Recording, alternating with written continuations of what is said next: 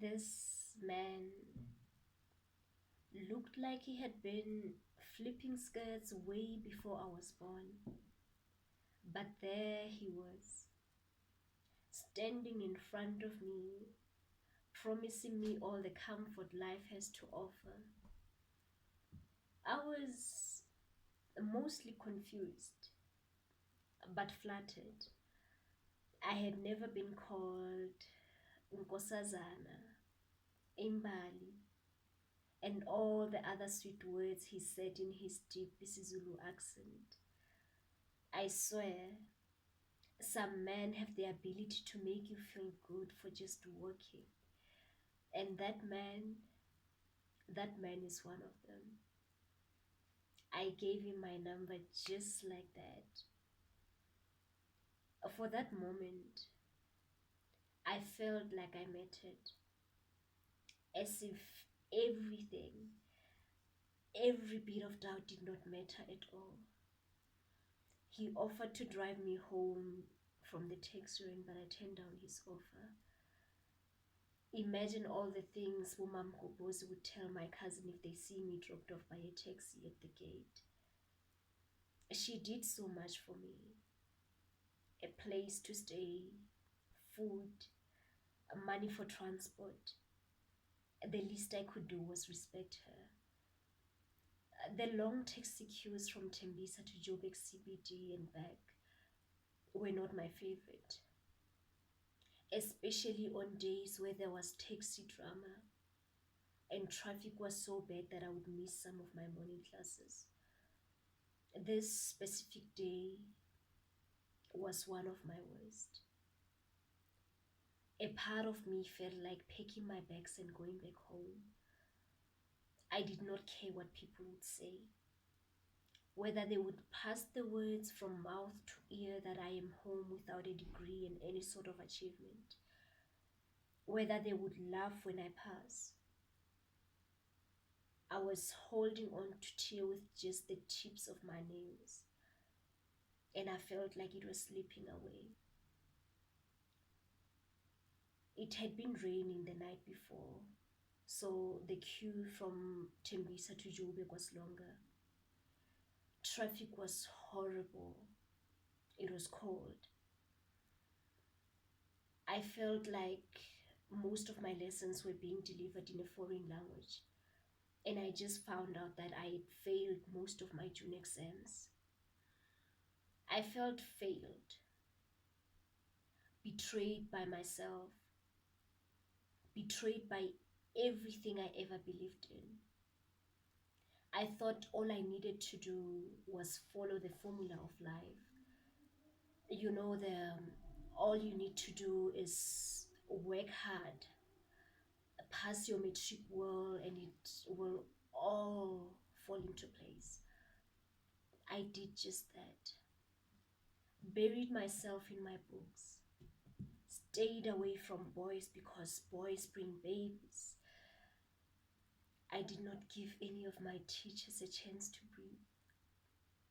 You know the classroom's least favorite learner. The ma'am, Lilibet for homework. That was me.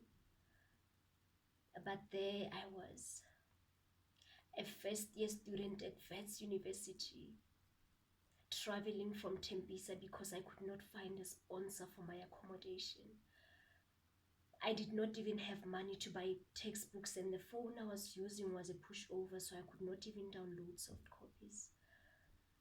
I spent most of my time wondering if I was meant to be there. I will not even tell you how many times I went to the computer lab trying to do my lab tutorials, but ended up searching for internships, learnerships, and job opportunities instead.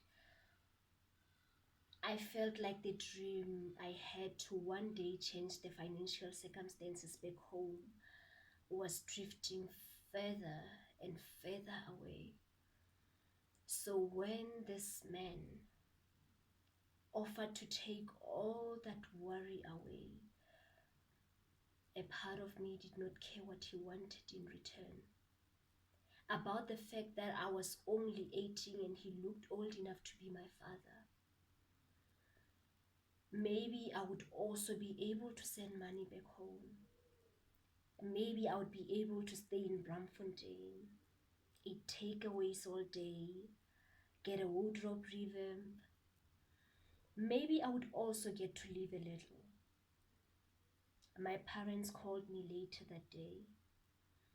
One of the things I always appreciate about them is how they always have my back, in a way that sometimes I feel like they maybe feel what I feel even when I try to hide it from them. They told me how proud they are of me, how irrespective of everything, I choose to keep fighting for my dream. How I should keep the faith and that it does not matter whether I get it right at my first try or not. Everything they said was exactly what I needed to hear. I spent most of that night trying to find ways to tell this man that it was a no for me. I did not want to spend the rest of my life regretting one decision I made because of money. I did not think my conscience would allow me to enjoy it, knowing the things I had to do for it. I did not know the kind of life this man lived. I did not even know the number of young girls he spoke to. Didn't even know if he maybe had a wife and kids somewhere. Starving while he flashes banknotes in my face just to get inside my 13 to 14 skirts. I have heard about young girls who leave their homes with dreams tied around their waist, hope at the tip of their tongues, so much confidence in their steps, being swallowed by the city because every other route seemed to have way too many twists and turns. Students who allow every man to stretch out their legs and do whatever they want to do, as long as their fees, rent, food, clothes, and all the other expenses are paid for. I needed a good enough excuse to release me from the trap before I entangle myself any further. I remembered that some man once asked me if I was married because of my long skirts and jokes.